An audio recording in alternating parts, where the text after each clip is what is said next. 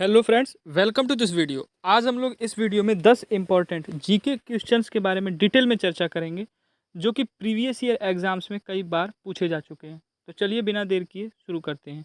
पहला क्वेश्चन है, भारत में कितने राज्यों में द्विसदनीय विधायिका है? तो ऑप्शंस हैं इसके 4, 5, 6 या 7 राज्यों में। तो करेक्ट आंसर है इसका ऑप्शन नंबर सी, यानी भारत के 6 राज्यों में द्विसदनीय विधायिका है।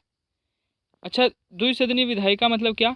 उन 6 राज्यों में विधानसभा भी है और विधान परिषद भी है। तो ये जो विधान परिषद है इसको ऊपरी सदन कहते हैं और जो विधानसभा है इसको निचला सदन कहते हैं। देखिए, विधानसभा तो हर राज्य में है, लेकिन विधान परिषद जो है, जो उच्च सदन है राज्य का, वो सिर्फ 6 राज्यों में है। तो वो 6 राज्य कौन कौन से हैं? तो उत्तर प्रदेश, बिहार, महाराष्ट्र, कर्नाटका, आंध्र प्रदेश और तेलंगाना। फिर से सुन लीजिए, उत्तर प्रदेश, बिहार, महाराष्ट्र, कर्नाटका, आंध्र प्रदेश और तेलंगाना, ये 6 राज्यों में विधान परिषद है। नेक्स्ट क्वेश्चन है, भारत में मत देने का अधिकार क्या है? यानी जो वोट देने का अधिकार है वो कौन सा अधिकार है? तो ऑप्शंस हैं इसके मौलिक अधिकार, प्राकृतिक अधिकार, कानूनी अधिकार या संवैधानिक अधिकार। तो करेक्ट आंसर है इसका ऑप्शन नंबर डी, यानी जो भारत में वोटिंग का राइट है, हमारा अधिकार है, वो एक संवैधानिक अधिकार है। अच्छा, ये जो इसका उल्लेख है वो है आर्टिकल 326 में। नेक्स्ट क्वेश्चन है, अब योजना आयोग का नाम बदलकर नीति आयोग कब रखा गया था? तो ऑप्शंस हैं इसके 2014 में या 2015 में या 2016 में या 2017 में। तो करेक्ट आंसर है इसका ऑप्शन नंबर बी, यानी योजना आयोग का नाम बदलकर नीति आयोग 2015 में रखा गया था। नीति का फुल फॉर्म क्या होता है? तो NITI का फुल फॉर्म होता है national institution for transforming India.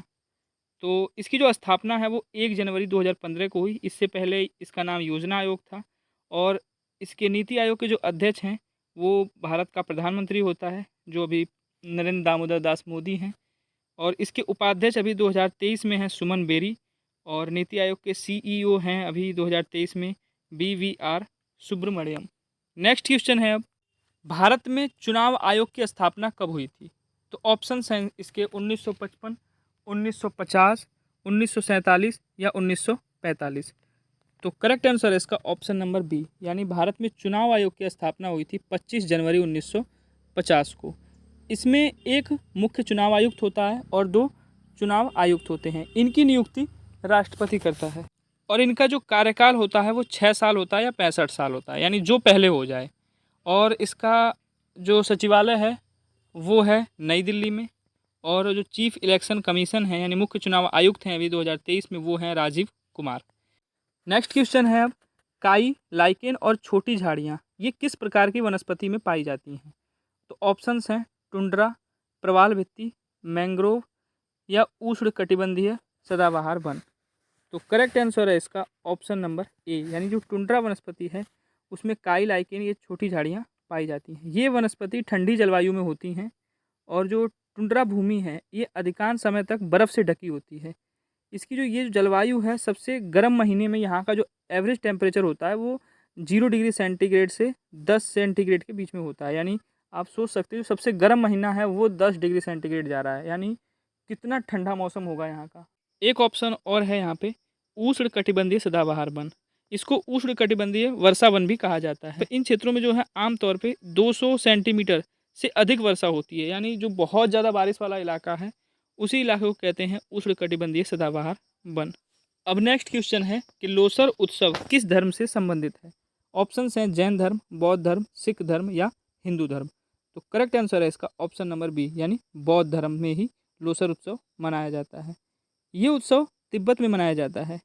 इस महोत्सव को तिब्बती नववर्ष भी कहा जाता है।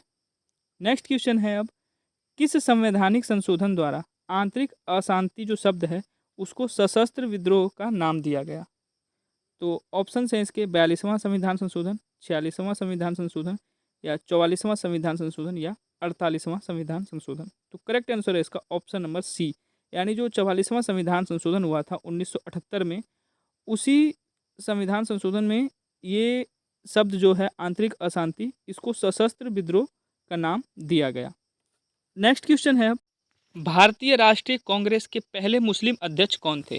तो ऑप्शन हैं इसके बदरुद्दीन तैयब जी, मोहम्मद अली जिन्ना या अबुल कलाम आज़ाद या सर सैयद अली खां।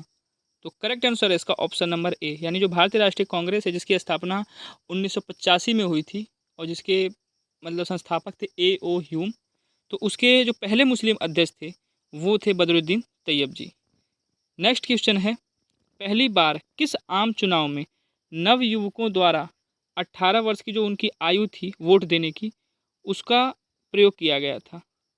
तो ऑप्शंस हैं इसके 1987 के आम चुनाव में या 1988 में या 1989 में या 1990 में। तो करेक्ट आंसर है इसका ऑप्शन नंबर सी, यानी 1989 में। देखिए 61वें संविधान संशोधन अधिनियम 1989 द्वारा जो वोटिंग की उम्र है वो 21 साल से घटा के, जो वोटिंग एज है वो 21 साल से घटा के 18 साल कर दी गई। 61वें संविधान संशोधन अधिनियम 1989 द्वारा ये 28 मार्च 1989 को प्रभावी हुआ अधिनियम, और इसका जो पहली बार प्रयोग किया गया वो 9वीं लोकसभा जो आम चुनाव हुए थे नवंबर 1989 में, तो उसमें पहली बार 18 साल तक के जो नवयुवक थे उन्होंने वोट दिया था।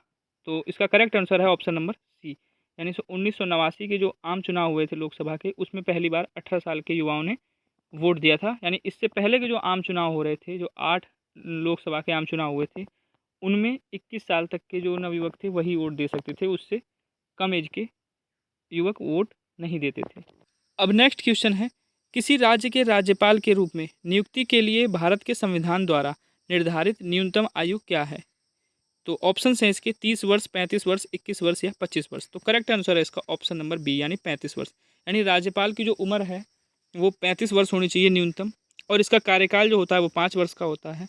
अच्छा, लोकसभा और विधानसभा का अगर आपको मेंबर बनना है तो उसके लिए न्यूनतम आयु होनी चाहिए 25 वर्ष, और राज्यसभा और विधान परिषद का मेंबर बनने के लिए न्यूनतम आयु होनी चाहिए 30 वर्ष, और राष्ट्रपति की नियुक्ति की न्यूनतम आयु होती है 35 वर्ष।